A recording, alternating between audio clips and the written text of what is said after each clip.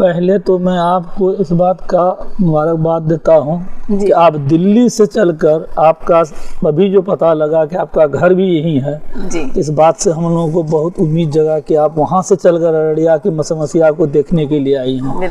जो बोरा होता है दे करके उसको थोड़ा देर के लिए टेम्परोरी रखा गया, जो कि वो भी कामयाब नहीं साबित हुआ जी।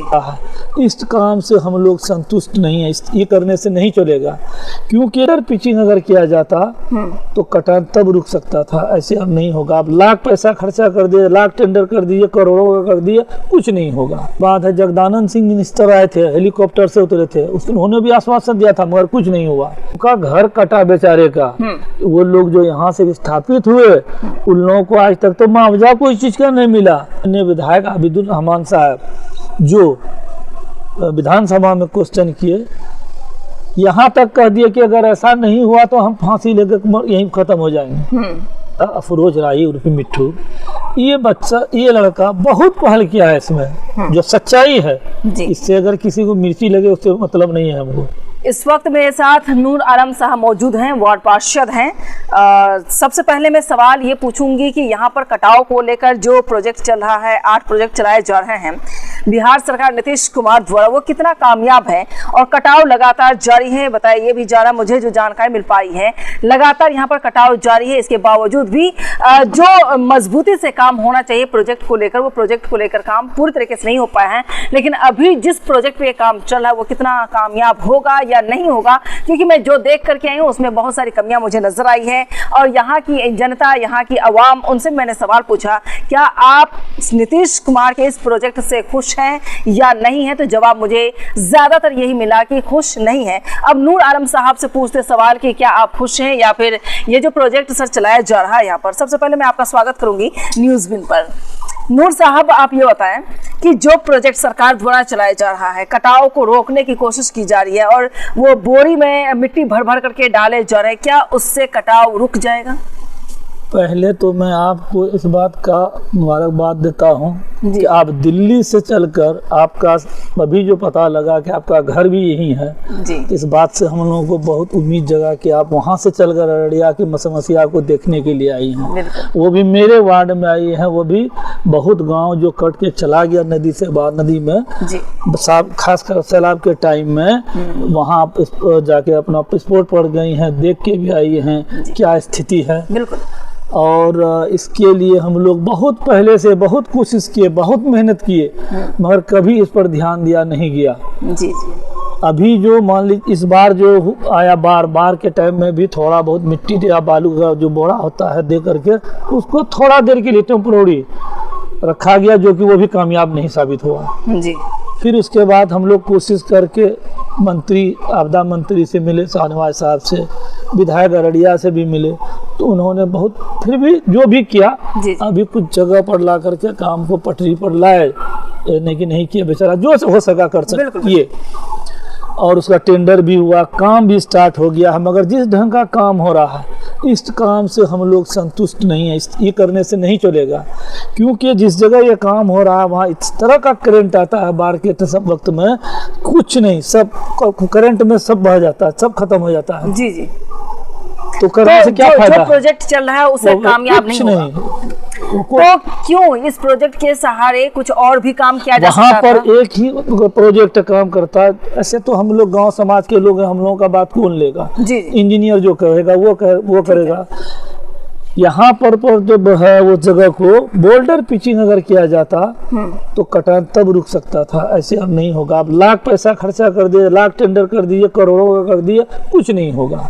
कुछ नहीं होगा। कुछ नहीं होगा। तो आपका मानना है पानी का करंट पक्की दीवार होनी चाहिए। पक्की दीवार अगर नहीं भी दे जी तो बोल्डर पिचिंग होगा, जैसे कि शहर के बगल में हुआ है, जैसे माता स्थान के बगल में कखड़वा बस्ती के नजदीक भगत टोली है, वहाँ पर हुआ है, उस तरह का होना चाहिए। कटान बंद होगा, क्यों नहीं होगा? साइड में उधर जगह था पहले जहाँ पर नदी था, उसको वहाँ पर चीर करके उस नदी को वहाँ सीधा कर दिया जाए, करंट ऑटोमेटिक बंद हो जाएगा, तो सब बंद हो जाएगा। सरकार द्वारा नदी जोड़ो अभियान चलाया, लेकिन वो कामयाब हुआ कि नहीं हुआ? अब तक क्या नजर आया कहीं नदियाँ एक दूसरे से जुड़ी हुई हो? कहीं नहीं, खासकर हम लोग परेशान है इससे।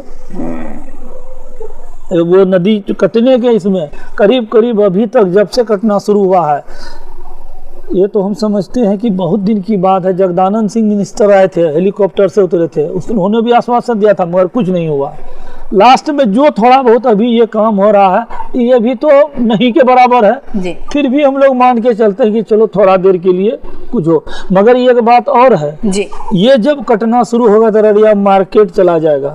गारंटी है कि अररिया मार्केट कहीं नहीं रहेगा। तो उस कटाव के बाद जितनी जो आबादी है सारी खत्म हो जाएगी। फिर तो हम लोग कहाँ जाएंगे लोग? कहाँ जाएंगे हम लोग? अभी जितना लोगों का घर कटा वहाँ जी। सब लोग जाके वो टोल से पश्चिम साइड में वहाँ पर जमीन ले लेकर के गरीब लोग फील्ड पर बस गया है। सरकारी जमीन है, जमींदार का जमीन है, उसमें केस चल रहा है, उसी में वो लोग जा जाके बस गया है। ये हाल है यहाँ का। तो जैसे घर टूट रहा है तो उसे रोकने की कोशिश तो होनी चाहिए कि ऐसी जगह से हो जहाँ की घर ना टूटे, बहाव ना आए, बाढ़ ना आए। तो जहाँ से इसकी शुरुआत होती है, शुरुआत को क्यों नहीं खत्म किया जा रहा है? मैडम एक बात आपको हम कहते हैं कि जिन लोगों का घर कटा बेचारे का, वो लोग जो यहाँ से विस्थापित हुए उन लोगों को आज तक तो मुआवजा कोई चीज का नहीं मिला। क्यों नहीं दिया जा रहा? सरकार क्यों नहीं देना चाहती है? तो सरकार बताएगी, हम लोग क्या करेंगे? हम लोग तो कहते हैं, कहे, बोले, सुने, सब तरह का प्रयास किए मगर कहीं कुछ नहीं है। आप तो बर्बाद होते चले जाएं, सरकार देखने को तैयार नहीं है, उसको कोई मतलब नहीं। तो क्या इस पानी को रोकने के लिए कोई और काम होना चाहिए? किसी और प्रोजेक्ट पे काम किया जाना चाहिए? अब इसी जगह टेम्परेरी ना हो। अभी आप इस जगह बोलिए, अभी बहुत अच्छा बात किया आप। हम ये पूछ रहे हैं कि अभी जो काम आप स्टार्ट किया जी, वो काम आधा अधूरा चल रहा है, बंद हो रहा है, चल रहा है, बंद हो रहा है। कुछ दिन के बाद पानी बारिश होगी शुरू, ठीक है, बरसात होगा, बाढ़ आएगा, सब चला जाएगा फिर वहाँ जहाँ से आया था। फायदा कुछ तो नहीं। 15 मई तक डेडलाइन है एकदम इस प्रोजेक्ट का। वो अभी तक कहीं कुछ नहीं हुआ है। कहाँ काम हुआ है? उसी तरह का काम होता है। आज मुझे शुरुआत लगी। आप देख लिए है ना अपना? मैंने अपनी आंखों से देखा है। तब हम लोग क्या बताएंगे और उसके बारे में बताइए। जैसे कहते हैं कि नेपाल से पानी आता है, तो नेपाल के डैम को लेकर के नेपाल से क्यों नहीं बात की जा रही है? नेपाल सरकार से क्यों नहीं बात होती है? वो तो सरकार करेगी, हम लोगों के बस का चीज है। लेकिन आप लोगों की जिम्मेदारी बनती है, यहाँ की आवाम की जिम्मेदारी बनती है सरकार पर दबाव बनाए, सवाल पूछें। हम लोग हमेशा अपने, हम लोग डायरेक्ट सरकार के यहाँ नहीं जा सकते हैं। हम लोग अपने जो है नेता लोगों के माध्यम से ही जा सकते हैं, बात रख सकते हैं। क्या इन तमाम मुद्दों को लेकर, कटाव को लेकर, जल भराव को लेकर और जिस तरह से तबाही मचती है उसको लेकर कभी आप लोगों ने आंदोलन किया अब तक? आंदोलन भी हुआ, आंदोलन उस ढंग का नहीं हो पाया जो होना चाहिए था। मगर फिर भी मैं एक बात कहता हूँ कि हमारे माननीय विधायक आबिदुल रहमान साहब जो विधानसभा में क्वेश्चन किए, यहाँ तक कह दिए कि अगर ऐसा नहीं हुआ तो हम फांसी लेकर यहीं खत्म हो जाएंगे। उन्होंने यहाँ तक कहा। और क्या कर सकते? इस स्टेटमेंट को किसी ने सुना कि नहीं सुना? दुनिया भर का लोग सुना, आज भी हो सकता है। सरकार तक पहुंची कि नहीं पहुंची? विधानसभा में तो बोले तो किसी ने सरकार तक के पास पहुंचेगी। जाएगी। तो इसका मतलब सरकार जिम्मेदार है, प्रतिनिधि जिम्मेदार नहीं है? एकदम। तो क्या नीतीश सरकार अभी जो फिलहाल जो पैसा मिला जी, तो सरकार जो आई अभी गठबंधन की, इसमें शाहनवाज साहब को हम लोग मिले, बेचारा आश्वासन दिए, जो भी दिए अभी थोड़ा देर के लिए कुछ तो राहत मिलेगा जी, मगर ये राहत काफी नहीं है। नहीं है। अगर बगल में सर्किट हाउस है जी, वो जब जाएगा तो सर्किट हाउस भी जाएगा, हम लोग जाएंगे तो सर्किट हाउस भी जाएगा। अगर ये कामयाब इस बार नहीं हुआ तो अगला अल्टीमेटम यहाँ की जनता का क्या होगा? हम लोगों को यहाँ से जाना होगा, घर द्वार छोड़ करके। घर बना करके कौन देगा? घर बना करके कौन देगा हम लोगों को? जैसे अभी जो चला गया, कहाँ कोई दिया घर बना के?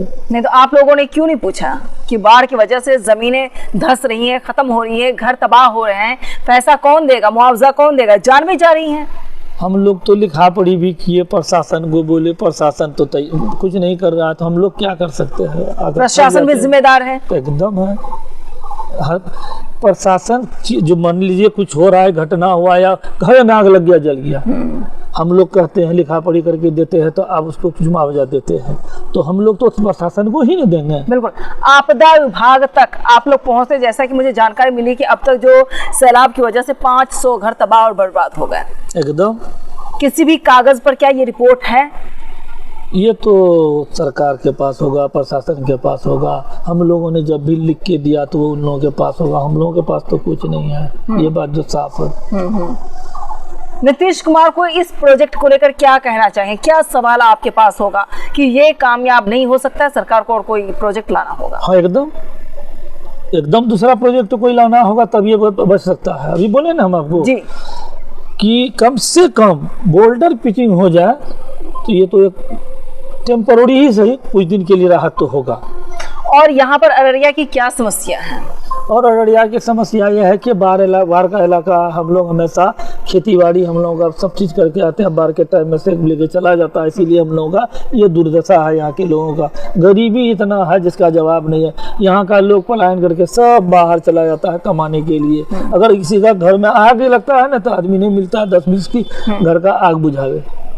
तो यहाँ पर क्या अररिया में कोई फैक्ट्री है? कुछ नहीं। फैक्ट्री का जिम्मेदार कौन है? क्यों नहीं फैक्ट्री एक भी लगी यहाँ पर आज तक? ये तो नेता लोग जाने, नेता जिम्मेदार है। नेता लोग जाने वो जब वहाँ पर आवाज उठाएंगे, सरकार से डिमांड करेगी तब भी तो यहाँ फैक्ट्री आएगी। और यहाँ पर कोई अच्छा हॉस्पिटल है? हॉस्पिटल है, काम चलाऊ है। काम चलाओ? काम चलाऊ।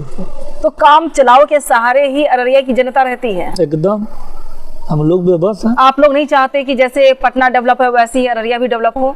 आजकल तो ऐसा हो गया है कि अगर प्रशासन के खिलाफ में हो या नेता के खिलाफ में हो तो आप पर मुकदमा होगा बोलने पर। ऐसा बर भी होता, ऐसा भी हो रहा है, होती है, हो रहा है। यानी एक तरह से दबाव है, आप बोल नहीं सकते खुलकर। क्या कहा जाए, हम लोग परेशान होकर के छोड़ दिए हैं। यहाँ की राजनीति कैसी है? राजनीति यहाँ का तो देखिए उस हिसाब से अररिया हम लोगों का, अररिया के माहौल के हिसाब से अभी हम लोगों के यहाँ फिर भी ठीक है। आपस में हम लोगों को बहुत अच्छा भाईचारा और आपस में हम इत्तेफाक का यह है, लोगों से सबको आना जाना चाहे वो किसी भी बिरादरी से हो। ठीक है, ठीक है। हम लोग अभी तक सेफ हैं इस मामले में। बहुत अच्छा, बहुत अच्छा। सुरक्षा के लिहाज से, सुरक्षा के लिहाज से तो प्रशासन भी है इस मामले में चुस्त दुरुस्त, हमेशा चुस्त दुरुस्त रहती है और उसमें सहयोग सब हम लोग मिलकर करते हैं। जितने भी प्रतिनिधि हो या गांव समाज के अच्छे लोग हैं, सब लोग चाहे वो जिस भी कम्युनिटी का हो जी, यहाँ का हम लोगों का बहुत अच्छा ये है माहौल। तो बाढ़ कटाव का प्रोजेक्ट आप फेल कर रहे हैं? हाँ, हम मोटा मोटी इसका विरोध कर रहे हैं। इसका विरोध होना चाहिए। क्या यहाँ की जनता विरोध करने को तैयार है? हालांकि सबने ना का जवाब दिया, बोला कि ये कामयाब नहीं है। हाँ, सही, सबने ये जवाब दिया सही, मुझे, ये कामयाब नहीं होने वाला है। सरकार को कोई और प्रोजेक्ट लाना होगा, लाना चाहिए। नदी जोड़ो स्कीम की बात हो रही थी, अब तक अररिया में कहीं आपको नजर आया नदी जोड़ो स्कीम? नहीं, एक चीज अभी नजर में ये आया है जो कि रिंग बांध की बात हो रही है। ठीक है, काम भी स्टार्ट होने वाला है। कहाँ पर? ये जो यहाँ है ना, इधर से अब ये पनाड़ पुल है, उधर बेलवा गांव पड़ता है जी जी, इधर से शुरू होगा ये, इसको रिंग बांध बहुत दूर से आएगा, ये चला जाएगा इधर नेपाल के तरफ जहाँ तक जाए। तो ये अगर स्कीम पास हो गया, अगर बन गया तो फिर यहाँ के लोगों को राहत हो जाएगा, राहत मिलेगी, राहत मिलेगी। तो रिंग बांध का सपोर्ट आप करते हैं? रिंग बांध कामयाब है? एकदम होगा, एकदम होगा। कब तक अंदाजा है? अभी तो स्टार्ट नहीं हुआ है, हम लोग सुन रहे हैं उसमें, जैसा कि लोग बोल रहे हैं, देख रहे हैं। हम लोग यहाँ भी आए थे, जमीन हम लोग अभी कट रहा तो हम लोग देने के लिए भी तैयार है, दिक्कत नहीं है। काम हो जाए, बस यही कहते हैं, काम हो जाए, लेट से ही काम हो। तो इस बार आप क्या करेंगे, यहाँ के लोग क्या करेंगे अगर बाढ़ आती है तो? जैसे हम लोग जीते थे वैसे जिएंगे, लाचारी बेबसी हम में। खुद अपना इस जगह पर जहाँ से बोल रहे हैं जी, यहाँ पर मेरे यहाँ पर इतना पानी था, इतना पानी यहाँ, और इसी छत पर हम लोग थे। घर से सब लोगों को निकाल करके बच्चा परिवार सबको दूसरा जगह भेज दिए थे। ये हालत होती है। यहाँ अररिया की बात करते हैं,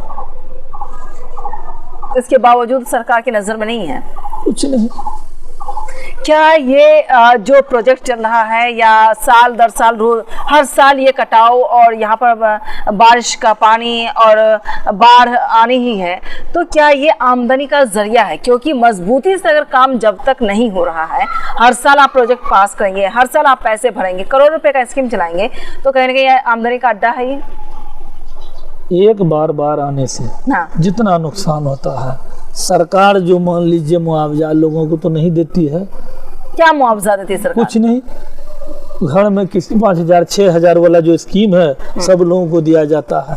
अगर उस पैसे को आप ये नियत हो जाए उनका कि उस टाइम में ने दे करके 6,000 रुपया जितना आदमी देते हैं पॉपुलेशन को ही जोड़ करके रोक दिया जाए और उस पैसे को इस काम में लगा दिया जाए तो उससे ज्यादा फायदे में रहेगा वो काम। इसका मतलब सरकार की नीयत और नीति साफ नहीं है। अब तो वो सरकार का नियत जाने, हम लोग तो यही सोच रहे हैं कि ऐसा ही होगा। पक्का काम करना नहीं चाहती सरकार, बोले ना आपको, मान के चलिए यही मानकर चलना चाहिए। चलिए चलिए, नूर साहब का भी यही मानना है, जैसा कि मैंने वहाँ कटाव भराव को लेकर कई सवाल पूछे, आम जनता और यहाँ की जो जनता है उनका बस एक ही जवाब है। ये भी जो हुआ इसमें हम एक बात और बोलेंगे, हमारा वो भतीजा लगेगा अफरोज राही उर्फ मिट्ठू, ये बच्चा, ये लड़का बहुत पहल किया है इसमें, जो सच्चाई है।